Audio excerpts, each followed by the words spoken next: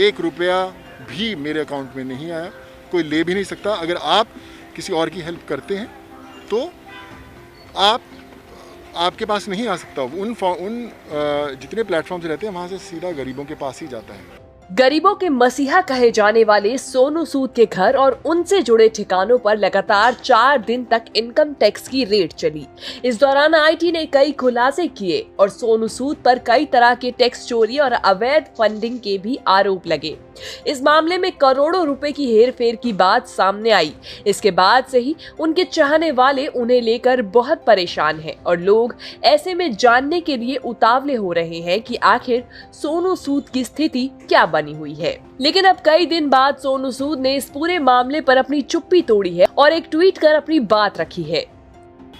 हर foundation के अंदर, खासकर मेरी फाउंडेशन के अंदर मैक्सिमम जो फंड्स आते हैं मेरे खुद के जो मैं एंडोर्समेंट के फीसेस बोलता हूँ ब्रांड्स को देने के लिए वो रहते हैं। और दूसरी कोई भी फाउंडेशन को समय लगता है खर्च करने में, ओवरनाइट नहीं होता। और एज पर रूल्स ऑल्सो जो 1, 1.5, 2 साल जितने समय लगते हैं उतने हमारा भी प्रोसेस भी आप देखेंगे और कम हो जाएंगे, इसमें कल देखेंगे और कम हो जाएंगे। जब कोई बंदा मेहनत से 1 रुपया भी देता है तो आपकी रिस्पॉन्सिबिलिटी होती है कि वो सही जगह पर जाए। हर फाउंडेशन में टाइम के हिसाब से खर्च होता है, जैसे जैसे ज़रूरतें बढ़ती हैं। ऐसा नहीं होता कि आज आया कल ख़त्म हो गया। अभी उसमें सिर्फ 4 महीने हुए हैं, साल, 1.5 साल, 2 साल लगते हैं खर्च होने में।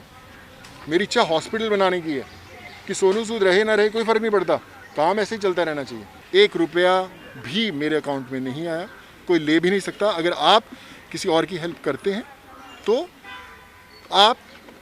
आपके पास नहीं आ सकता। जितने प्लेटफॉर्म्स रहते हैं वहाँ से सीधा गरीबों के पास ही जाता है। सोनू सूद ने ट्विटर पर लंबा पोस्ट शेयर किया जिसमें उन्होंने अपनी बात रखते हुए लिखा, हर बार आपको अपनी तरफ से स्टोरी नहीं बतानी पड़ती, वक्त सब बताएगा। मेरी खुशनसीबी है कि मैं पूरी हिम्मत और दिल से देश के लोगों की सेवा कर रहा हूँ। मेरे फाउंडेशन के एक एक पैसे ने लोगों की जिंदगी बचाने और जरूरतमंद की मदद करने के लिए काम किया है।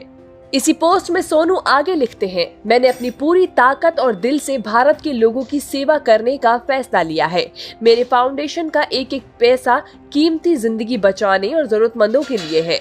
इसके अलावा कई बार मैंने ऐड देने वाले ब्रांड से मेरी फीस डोनेट करने के लिए भी कहा ताकि किसी को भी कभी पैसों की कमी ना हो।